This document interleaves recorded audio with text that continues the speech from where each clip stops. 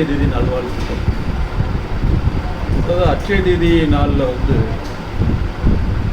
அது எப்படிப்பட்ட நாள் என்பதை விட அதை நாம் எப்படி பயன்படுத்த வேண்டும் என்பதற்காக என்னுடைய அனுபவத்தில் இருந்து உங்களுக்கு சில விளக்கங்களை நான் சொல்கிறேன். அவரவர்களுக்கு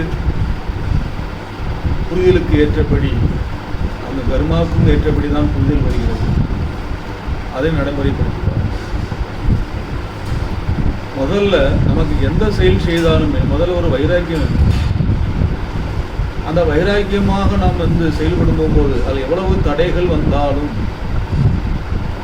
நம்முடைய அந்த வைராக்கியமான நோக்கம் என்ன செய்யணும், அந்த தடைகள்லாம் தாண்டி இருக்க வேண்டும். அந்த குறிக்கோளோடு நாம் பயணிக்கும் போகும்போது நாம் இந்த தடைகளை பற்றி சிந்தனை செய்யக்கூடாது. வானத்திலிருந்து ஒரு கருடன் ரொம்ப உயரமான பறந்த அந்த பட்சி அதனுடைய இரையை எவ்வளவு அழகாக குறி வைத்து எவ்வளவு வேகமாக தன்னுடைய இரையை அது என்ன செய்யுது, விட்டு செல்லுது.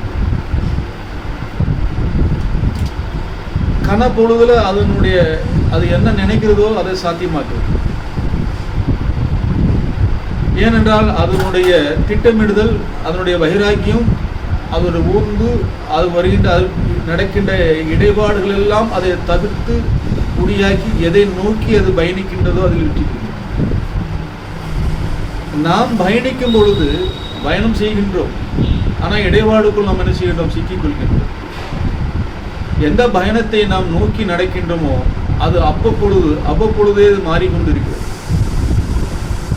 முதலில் வாழ்க்கையில் நாம் எதை நோக்கி பயணிக்கின்றோம் என்பதை நாம் தெளிவாக என்ன செய்து கொள்ளுங்கள், சிந்தனை செய்து கொள்ளுங்கள். இந்த அட்சய தீதி பொழுதில் உங்கள் சிந்தனையை என்ன செய்யுங்கள், விசாலமாக சிந்திப்பது நன்மையாக இருந்தாலும் உங்கள் சிந்தனை எதை நோக்கி சிந்திக்கின்றீர்களோ அதற்காக உங்கள் வாழ்வில் அச்சாரம் செய்யுங்கள். இப்போ நன்றாக படிக்க வேண்டும் என்று ஒரு மாணவர் சிந்திக்கிறாருன்னா அவர் நன்றாக அந்த பாடத்திட்டங்களுக்கு ஏற்றபடி அவரை என்ன படிக்கணுமோ அந்த படிப்புடைய சக மாணவரோடு ஒரு நட்பு வட்டாரங்களை பழக்கி கொண்டு அதை ஊர்ந்து அவர் செல்வாரானால் கண்டிப்பாக அந்த பாடத்தில் வெற்றி பெறலாம்.